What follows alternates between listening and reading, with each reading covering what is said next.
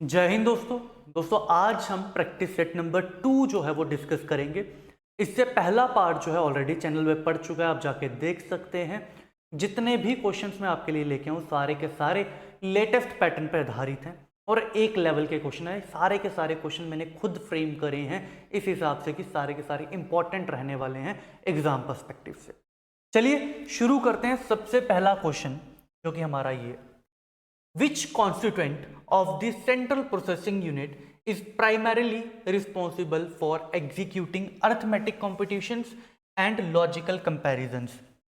देखिए डेफिनेशन डाल दी है और डेफिनेशन का पूछा कि ये डेफिनेशन किसकी, बोला कि अर्थमेटिक कंप्यूटेशन और लॉजिकल कंपैरिजन जो है सीपीयू के अंदर वो कौन करता है। तो हम सभी को पता है सीपीयू में 3 पार्ट्स होते हैं। कौन कौन सा? एक होता है एएलयू, एक होता है सीयू और एक होता है रजिस्टर्स। जो इस क्वेश्चन में पूछा गया है कि जितनी भी अरिथमेटिकल ऑपरेशंस और जितने भी लॉजिकल ऑपरेशंस जो होते हैं वो कहां पे होते हैं, तो हम सभी को पता है वो होते हैं एएलयू के अंदर, यानी कि अरिथमेटिक लॉजिक यूनिट जो है पहला हमारा आंसर आ जाएगा। चलिए अगले क्वेश्चन पे चलते हैं। अगला क्वेश्चन क्या बोल रहा है? Which of the following most accurately defines an operating system in the context of computer architecture. Operating system के बारे में पूछा गया। अब हम देखते हैं। A high level programming language used for application development, नहीं, ऑपरेटिंग सिस्टम ये काम नहीं करता। A set of programs that manages hardware resource, coordinates task and act as an interface between user and machine. बिल्कुल सही बात है।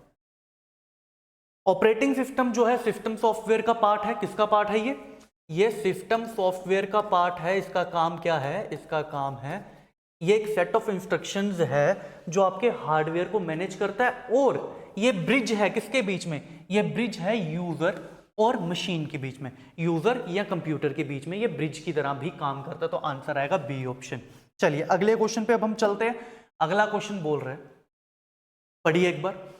Which category of computer memory is employed to store data and programs that are currently being actively processed by the CPU? ठीक है, हम सभी को पता है दोस्त कि अगर ये हमारा CPU है तो CPU जो है वो डायरेक्टली, आप सभी को पता है कि प्रोसेसिंग करने के लिए दोस्त मेरे, जब भी हम प्रोसेसिंग करते हैं तो हमें जो डेटा है, जो इनपुट दिया जा रहा है उसको भी स्टोर करना पड़ता है और आउटपुट को भी स्टोर करना पड़ता है। तो सीपीयू वो जो डेटा है वो कहां से उठाता है? वो उठाता है आपका प्राइमरी मेमोरी, प्राइमरी मेमोरी से। और प्राइमरी मेमोरी के कौन सी मेमोरी से उठाता है? तो उसको हम बोलते हैं रैम, रैंडम एक्सेस मेमोरी से उठाता है। सीपीयू कभी भी डायरेक्टली डेटा सेकेंडरी मेमोरी से नहीं उठाता। अगर कोई डेटा सेकेंडरी मेमोरी में पड़ा है जिसको हमें प्रोसेस करना पड़ेगा तो उसके लिए उस डेटा को पहले सेकेंडरी मेमोरी से प्राइमरी मेमोरी में आना पड़ता है, फिर प्राइमरी मेमोरी से सीपीयू में आता है। डायरेक्टली सेकेंडरी मेमोरी से यहां पे डेटा सीपीयू में डायरेक्टली नहीं आता। ठीक है ना, ये आर्किटेक्चर हमने पढ़ा हुआ है ऑलरेडी। ठीक है दोस्त, चलिए तो इसका ऑप्शन क्या होगा? तो इसका आंसर होगा इंटरनल प्राइमरी मेमोरी। ठीक है दोस्त, चलिए अगले क्वेश्चन पे चलते हैं हम। Which part of the CPU is responsible for fetching, decoding program instructions and coordinate to the flow of data among all system components? Fetching, decoding या फिर हम बोल रहे हैं एग्जीक्यूशन। ठीक है, फेचिंग, डिकोडिंग एंड एग्जीक्यूशन। तो अब ये कौन करता है? देखिए भाई, सीपीयू जो है वो डेटा कहां से उठाता है? सबसे पहले अपना मेमोरी से डेटा उठाता है। अभी हमने पढ़ा प्राइमरी मेमोरी से डेटा उठाता है। तो दोस्तों सीपीयू का एक पार्ट है, उसका काम क्या है कि डेटा को फेच करना। क्या करना? डेटा को फेच करना। ये फेच कहां से करेगा? मेमोरी से फेच करेगा। फेच करने के बाद उस डेटा को क्या करना? डिकोड करना और उसके बाद उसको एग्जीक्यूट करना, उस डेटा पे एग्जीक्यूशन करना। ठीक है, और फिर एग्जीक्यूशन करके फिर से मेमोरी पे भेजना। अब ये वाला जो कोऑर्डिनेशन है ये सीपीयू का कौन सा पार्ट करता है? हमें पता है कि जो अरिथमेटिकल एंड लॉजिकल ऑपरेशंस है वो तो एएलयू करता है। ये वाला जो ऑपरेशन है दोस्तों ये सीपीयू का सेकंड पार्ट करता है जिसका नाम है कंट्रोल यूनिट। क्या नाम है? Control unit. तो आंसर क्या आएगा? D option, control unit. चलिए अगले क्वेश्चन पे अब हम चलते हैं। In networking topology terminology, what is the collective name for a set of parallel electrical conducting lines that interconnect the various component on the motherboard? अच्छा ठीक है, यहां पे किसकी बात कर रहा है? इलेक्ट्रिकल कंडक्टिंग लाइंस की बात कर रहा है, जो किसको कनेक्ट करता है? बाकी पार्ट्स को कनेक्ट करता है मदरबोर्ड पे, मतलब मदरबोर्ड पे ही जो एक दूसरे के साथ कनेक्शंस बने होते हैं, या फिर अगर मैं बात करूं एक डेटा को दूसरी जगह ट्रांसफर करना, ये कौन सा चीज करती है? तो हम सभी को पता है ये करता है सिस्टम बस। इसका नाम क्या है? सिस्टम बस। ठीक है, तो आंसर आ गया सिस्टम बस। समझ आ गया? सिस्टम बस में भी कौन कौन से होते हैं? एक डेटा बस होता है, एक आपका एड्रेस बस होता है, एक सिग्नल बस भी होता है। समझ गए? ये तीन पार्ट्स में डेटा जो है ट्रांसफर होता है। डेटा बस डेटा को करता है, एड्रेस बस एड्रेस को ट्रांसफर करता है, सिग्नल बस जो सीयू से हमारे सिग्नल्स निकलते हैं उनको ट्रांसफर करता है। तो इसका आंसर क्या आएगा? बसेस। चलिए अगले क्वेश्चन पे। Which of the following constitutes the most accurate definition of URL? देख लेते हैं। An programming object used in web development नहीं, a type of encryption protocol for secure browsing नहीं, वो तो HTTPS हो जाता है। The unique address that identify a document, और हाँ ये चेक करता है कि वो जो रिसोर्स है या डॉक्यूमेंट है या वो फाइल है वो क्या वर्ल्ड वाइड वेब पे पड़ी है कि नहीं पड़ी। ये कैसे पता लगता है? यूआरएल के थ्रू लगता है। यूआरएल की फुल फॉर्म क्या है? Uniform resource locator. ये भी डायरेक्टली हमारे क्वेश्चन में आती है, एग्जाम में आता है। Which of the following software application would be most appropriate to assist an individual, ठीक है, who is physically incapable of using manual input devices such as keyboard और माउस।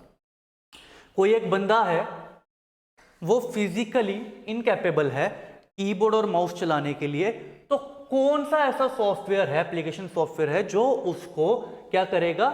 यूज में लेगा। तो यहां पे आएगा स्पीच रिकग्निशन सॉफ्टवेयर। जैसे आपका कौन होता है, जैसे आपके फोन में आपका आईफोन में सिरी होगा, फिर इसमें और कौन सा होगा? गूगल असिस्टेंट होगा, गूगल असिस्टेंट होगा। ये क्या करते हैं सर? ये लोग अगर हम इनको बोलें तो ये सारा का सारा काम हमारा करके देते हैं।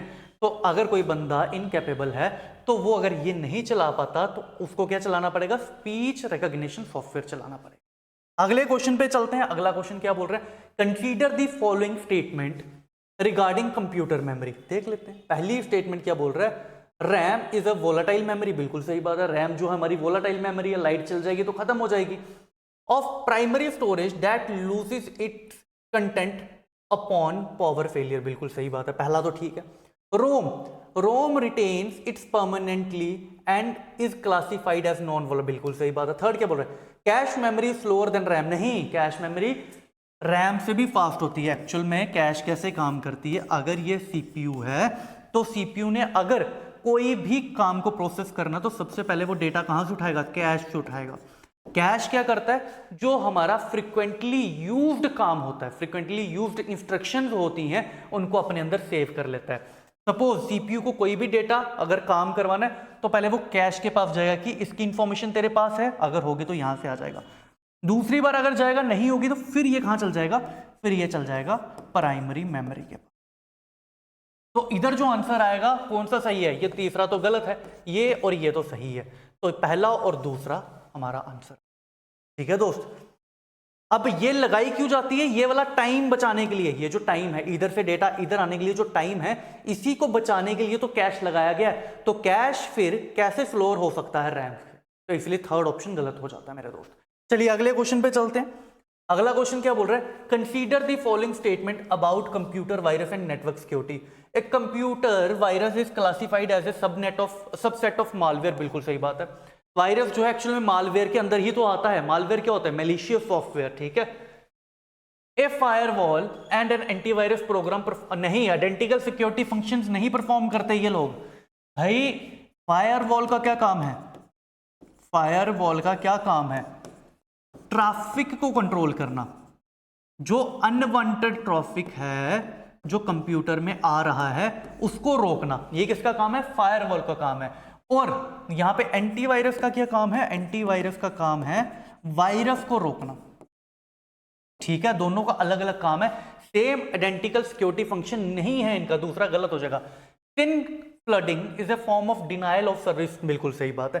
थिन फ्लडिंग क्या होता है कि एक ही क्लाइंट के ऊपर बहुत सारी रिक्वेस्ट भेज देना। जब आप बहुत सारी रिक्वेस्ट भेज दोगे इस वजह से क्या होगा, वो सिस्टम जो है वो स्लो हो जाएगा और वो डिनायल ऑफ सर्विस पे आ जाएगा। डीओएस क्या होता है? डिनायल ऑफ सर्विस में आ जाएगा, इसीलिए इसको डिनायल ऑफ सर्विस अटैक भी बोला जाता है। तो आंसर क्या आएगा? पहला और तीसरा है ऑप्शन में, सी ऑप्शन बिल्कुल है, फर्स्ट एंड थर्ड। चलिए अगले क्वेश्चन पे चलते हैं। अगले क्वेश्चन पे जाने से पहले दोस्तों मेरी एक सीरीज चल रही है रणभूमि सीरीज, ये आपको माइंडस्पार्क चैनल पे मिल जाएगी, लिंक आपको डिस्क्रिप्शन पे मिल जाएगा। बिल्कुल बेसिक से हम कंप्यूटर पढ़ रहे हैं, भारत के हर एक एग्जाम को इसमें हम कवर कर रहे हैं। अब इसकी पीडीएफ जी आपको फ्री मिलती है, आपको करना क्या है, एप्लीकेशन और वेबसाइट का लिंक दोनों आपको डिस्क्रिप्शन पे मिल जाएगा। कंप्यूटर बाय वर्मा सर में जाना है, यहां पे रणभूमि फ्री कंटेंट में अपने आप को ऐड टू माय लाइब्रेरी कर लेना है और आप इसको आराम से एक्सेस कर सकते हो पीडीएफ को।